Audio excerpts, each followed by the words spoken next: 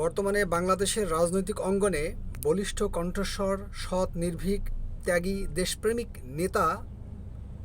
নেতাদের মধ্যে অন্যতম একজন নেতা হলো ওসমান হাদি।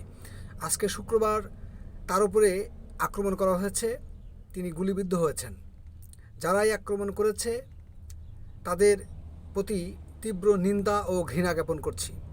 সাথে প্রশাসনের কাছে অনুরোধ জানাচ্ছি, সঠিক তদন্তের মাধ্যমে প্রকৃত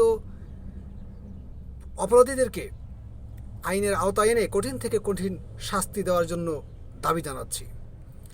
সেই সাথে ধিক্কার জানাচ্ছি, ঘৃণা জ্ঞাপন করছি ওই সমস্ত লোকেদের যারা কুরাজনৈতিক, যারা এই রাজনৈতিক অঙ্গনে সৎ লোকেদেরকে জায়গা দিতে চায় না, সৎ লোকেদেরকে তারা রাজনৈতিক অঙ্গনে রাজনৈতিক ব্যক্তিত্ব হতে বাধাগ্রস্ত করে।